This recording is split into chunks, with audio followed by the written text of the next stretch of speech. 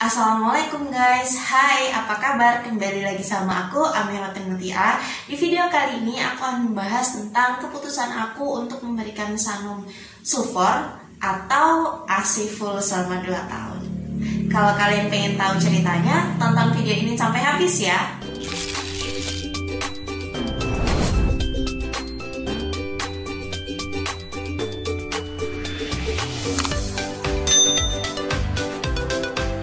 Oke, aku mulai dari kenapa aku kepikiran buat kasih tambahan susu formula buat Sanum.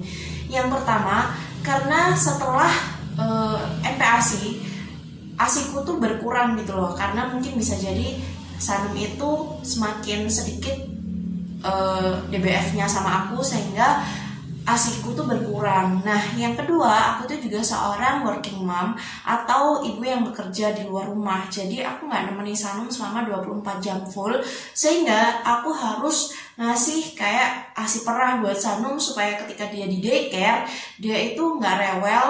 Dan kalau mau tidur itu juga nggak susah karena dia ada yang dia minum dan dia merasa kenyang seperti ketika dia DBF langsung sama aku. Nah, kalau ASI perah aja aku nggak ada, aku mau kasih dia apa kayak gitu ketika dia di daycare.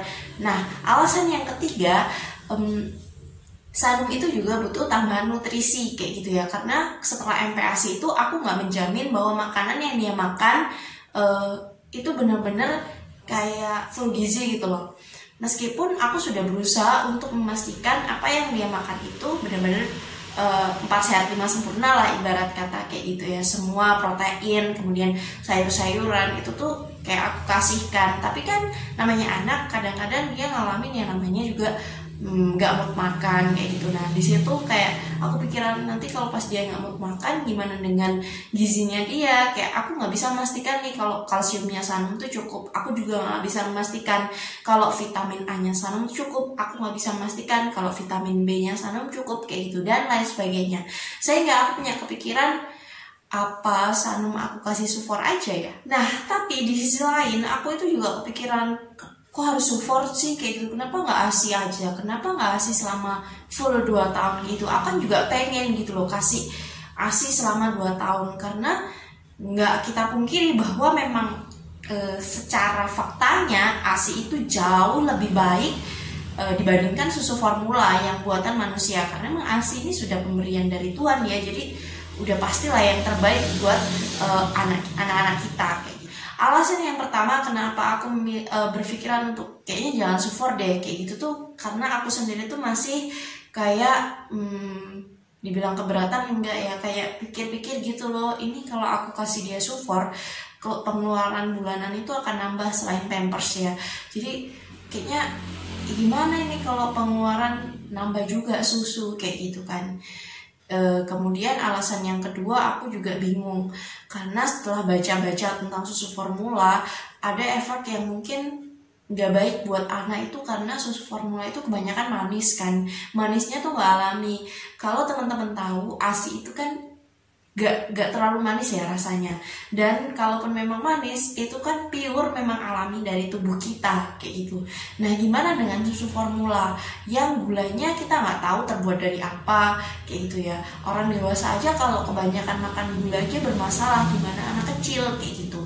Aku tuh baca-baca, setelah baca-baca tuh kayak iya ya, gimana ya kalau anak itu udah dari kecil itu konsumsi gula yang berlebihan kayak gitu.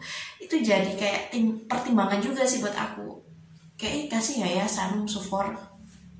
Nah, untuk alasan yang ketiga, ASI itu jauh lebih baik. Yang seperti tadi aku udah bilang, ASI itu jauh lebih baik daripada Sufor. Jadi kayak aku pikiran ASI aja deh, ASI aja saya sampai 2 tahun, ASI aja.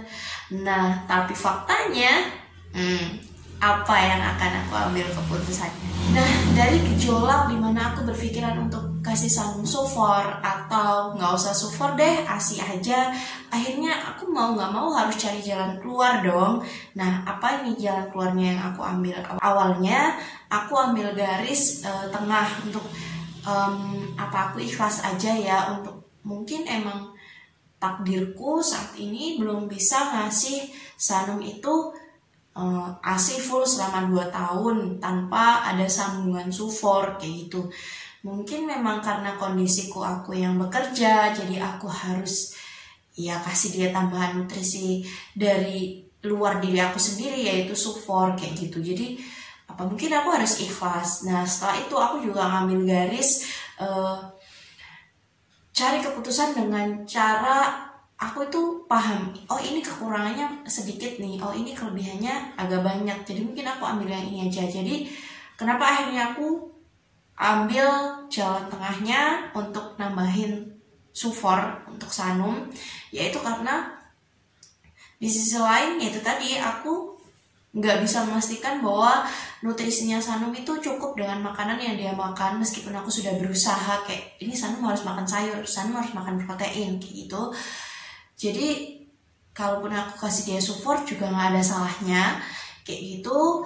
Akan tetapi aku juga harus komitmen ke diri aku sendiri kalau aku nggak boleh ngasih Sanum itu susu formula secara berlebihan kayak gitu. Aku harus ngikuti anjuran yang ada di